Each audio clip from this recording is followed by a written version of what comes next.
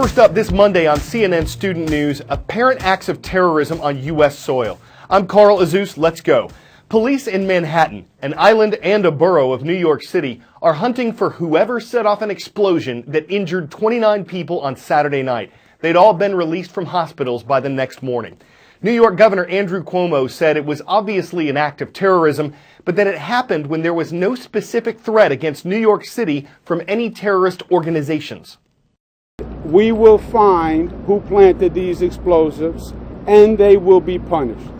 You heard him say explosives. Police believe the one that went off was hidden in or near a dumpster, and officials found another device a few blocks away, a pressure cooker with wires and a cell phone attached to it. Police didn't know for certain if it was connected to the device that went off nearby. They're also investigating whether any of this is linked to a separate explosion Saturday morning in New Jersey. It went off in a garbage can along the route of a U.S. Marine Corps charity run. But the run had been delayed and there was no one nearby or hurt in that blast. There were several people wounded, though, in an apparent terrorist attack at a mall in Minnesota Saturday. A man stabbed 9 people at the Crossroads Mall in St. Cloud before he was shot and killed by police. Part of the Islamic State, or ISIS terrorist group, claimed it was responsible for that attack. Next story. On September 9th, in a rural county in Alabama, a leak was found in a gasoline pipeline. Around 250,000 gallons of gas had spilled, and the pipeline was closed. But the effects are rippling up the U.S. East Coast because this particular pipeline provides gasoline for an estimated 50 million people each day. Some gas stations have run out of fuel, and because the pipeline might not be fully functional until later this week, ships are sailing with gas from Texas to New York, and more tanker trucks are expected on the road.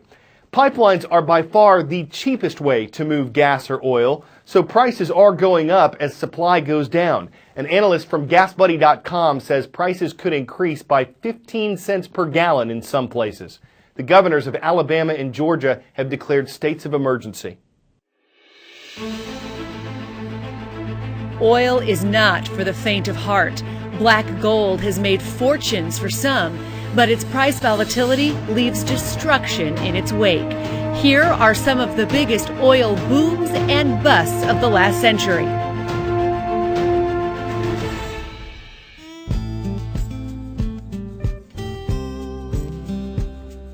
One of the earliest oil price shocks of the transportation era was the West Coast gasoline famine of 1920.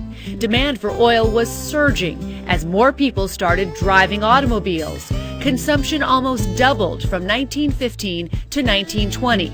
That led to a shortage in gasoline. Autos were out of commission and horses back in style.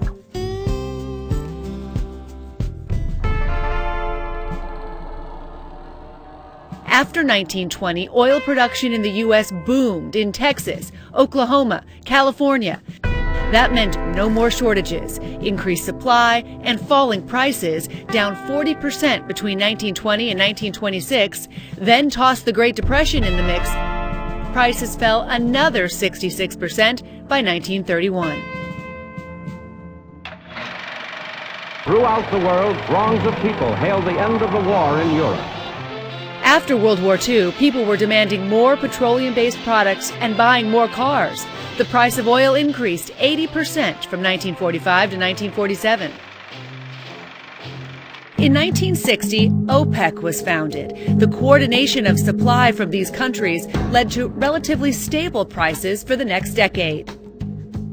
Just after Syria and Egypt attacked Israel in 1973, OPEC announced an embargo on all oil exports to countries viewed as supporting Israel, including the United States. Oil prices doubled and then doubled again, and drivers waited in long lines just to fill up their tanks. Iran was one of the largest oil producers in the world in 1978, but the revolution in that country hurt production, and the country has never fully recovered. The price of oil, already historically high, pretty much doubled again. And in the U.S., the lines for gas were back. If you haven't noticed already, when there's conflict in the Middle East, oil prices go up. That's what happened in 1990 and again when the U.S. invaded Iraq in 2003. Growing demand for oil was booming at the beginning of the 21st century. China was guzzling crude, and the U.S. economy was in a bubble. Despite signs of a global recession underway, oil peaked at $147 a barrel in 2008. It helped put the brakes on the economy just before the financial crisis brought it all crashing down. And today, too many players pumping too much oil and concerns about China's slowing growth have sent oil prices into a tailspin. How will this bust stack up with others from the last 100 years?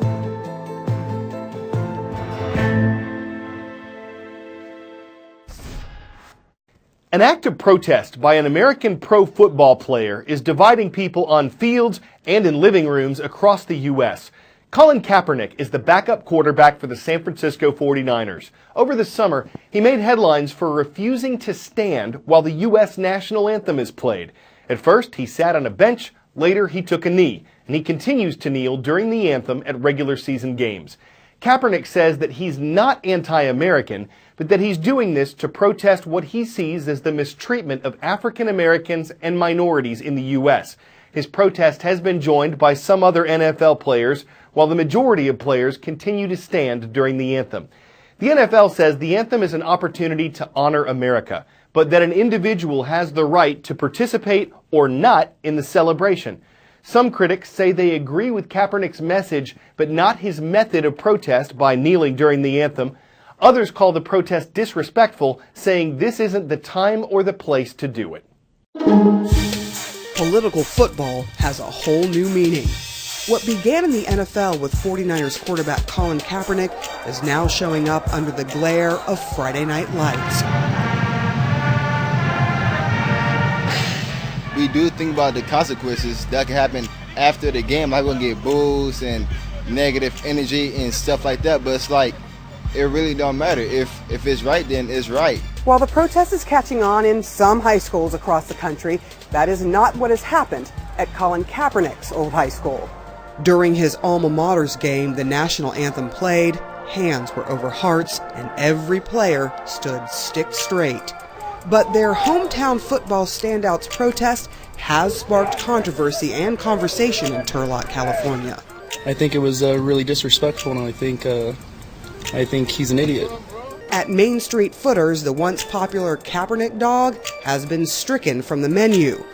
Glenn Newsom says it was a business decision that most of his customers agreed with.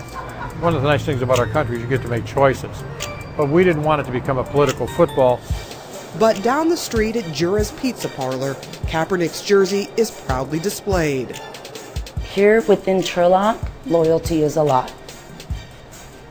The community is very loyal, so we're going to stay loyal to, again, our hometown boy as his career continues.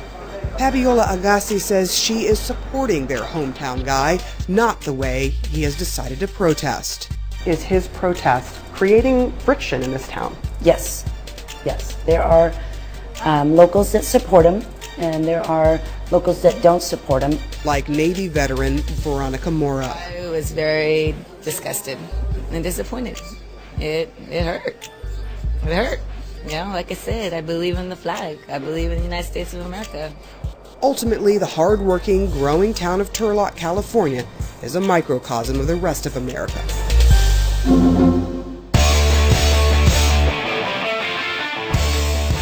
Before we go, yoga with goats. And I don't mean the greatest of all time. I mean farm animals.